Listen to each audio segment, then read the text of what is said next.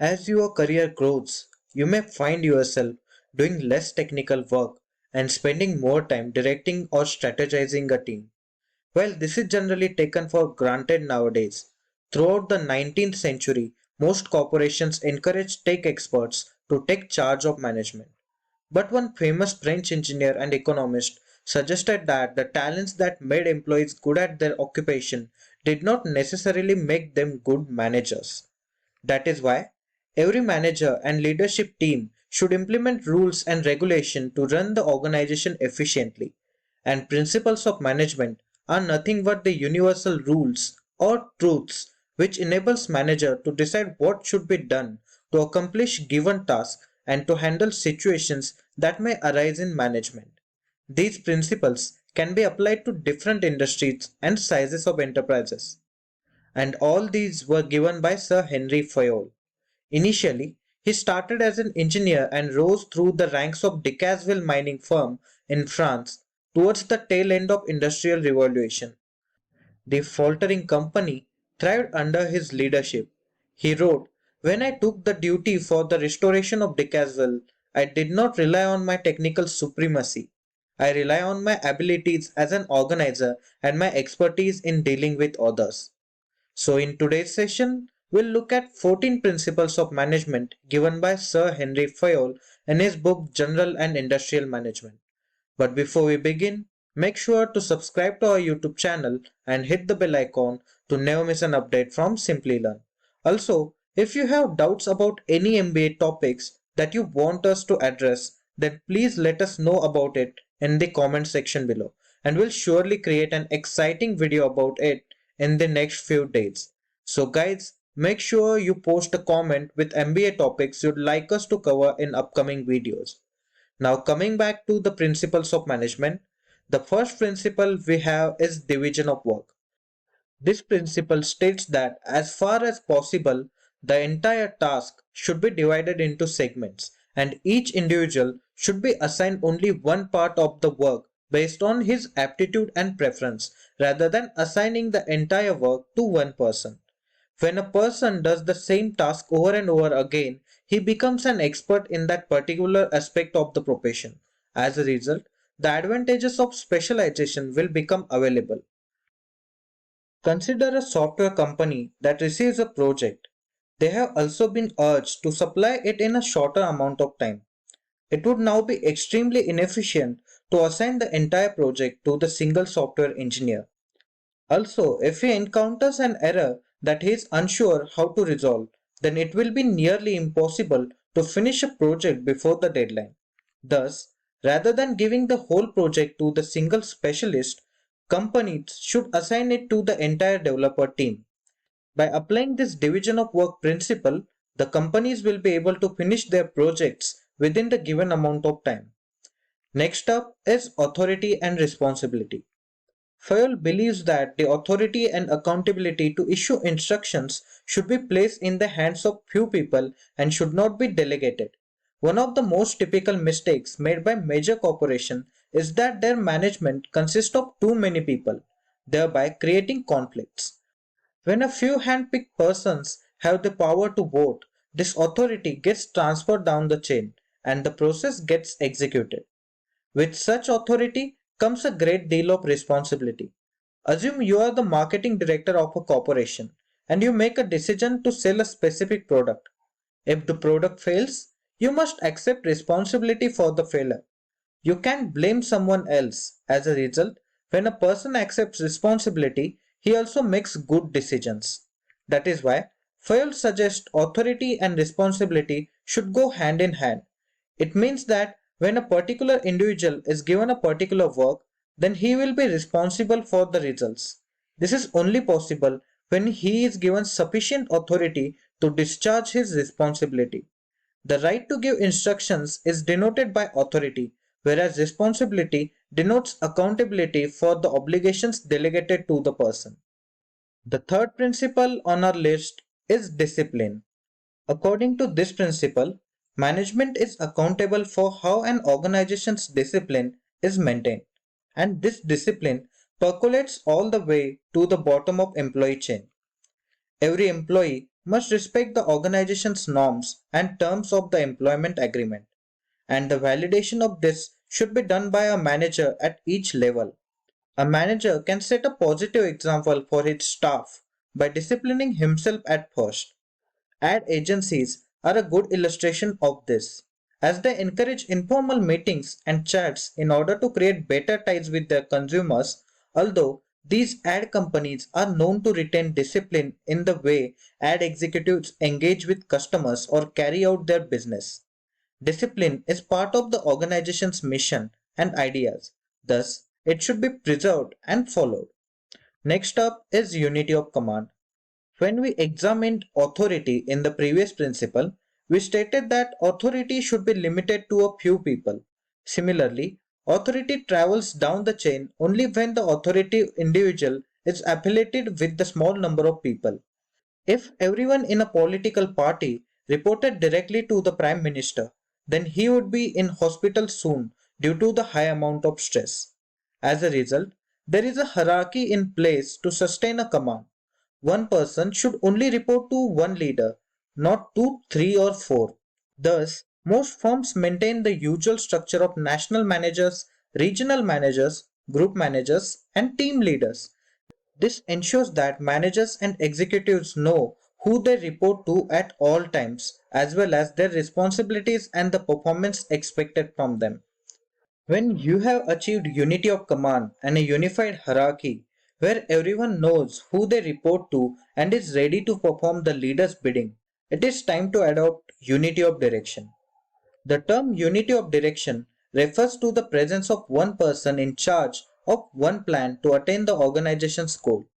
In other words, there should be one plan of action for a set of activities with the same goal and one manager to oversee them. For example, consider an automobile firm that manufactures two items, namely bikes and cars. Hence, it has two divisions. Since each product has its own market and difficulties, each division must have its own set of goals.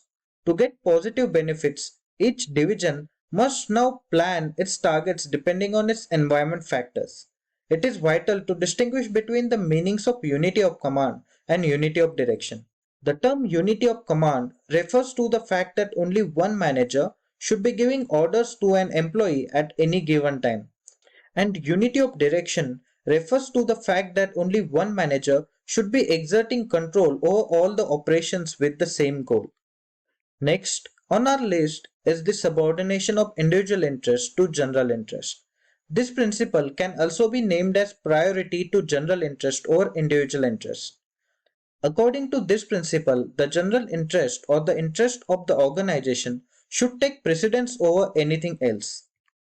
Many times, a person is fired from corporation because he is moonlighting or performing to complete his own agenda. This is because the corporation wants to ensure that everyone who works for them is fully committed to the organization. The organization's focus is on individuals who give their all to the enterprise. That is why Fayol suggests that the company's interest should take precedence over the individuals. For example, suppose a manager makes a decision that hurts him personally but results in significant profit for the firm. In that case, he should undoubtedly prioritize the company's interest and make the decision appropriately. On the contrary, if a decision benefits the manager personally but results in significant loss for the company, then it should never be made. The seventh file principle of management is remuneration. When you expect your staff to be disciplined and want the unity of direction and command, you must compensate them so that they are less inclined to shift to the competition and more likely to focus on the responsibilities at hand. Fayol believes that employees should be paid fairly to have the same level of pleasure between employees and owners. The manager is responsible for ensuring that employees receive pay for their efforts. But if they are not appropriately rewarded for their work, they will not do their work with perfect dedication, integrity, and capacity. Fayol believes that some monetary and non-monetary incentives should be provided to inspire employees other than basic compensation. Assume, for example, the market is getting dearer and dearer to the organization and it is making high profits. In such case, the employee's pay should be increased even if they do not request it. If this is not done, the staff will quit the firm as soon as possible and the expenses for new hires will be incurred, resulting in loss for the firm. The next principle of management is centralization and decentralization. According to this theory, superiors should use effective centralization rather than total centralization or total decentralization. Fayol does not intend that authority should be entirely centralized when he says effective centralization.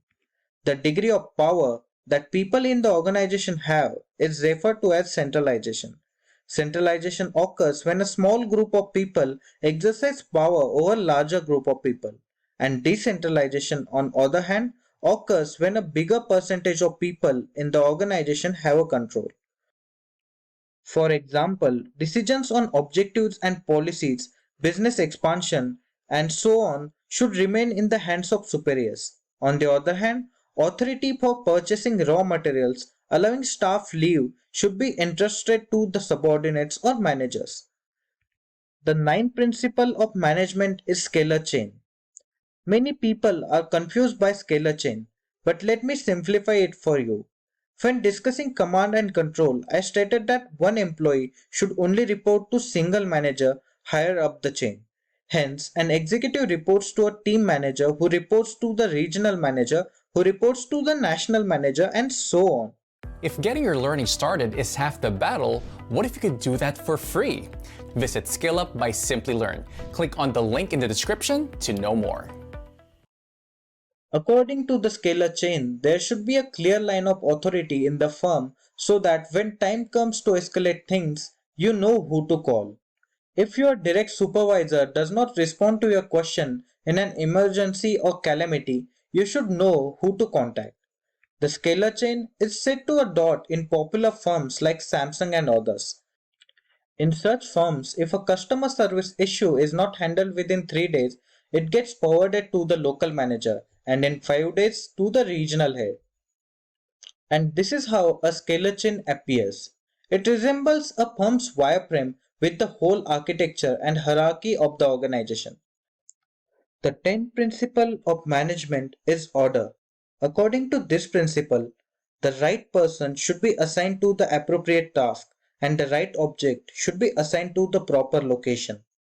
Henry Fayol suggested that every organization should have two orders, one for physical resources and one for human resources.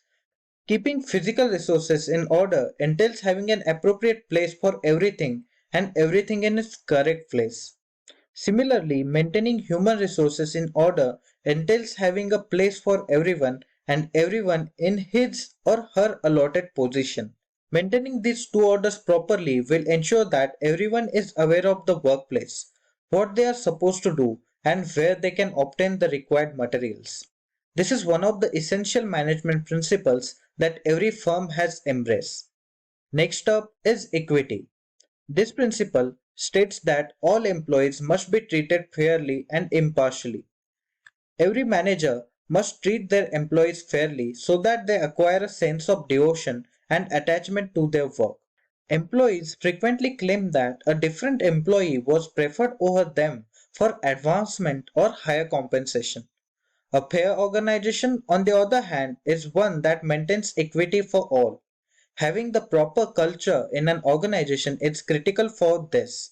Equity will be automatically preserved if the firm is highly ethical.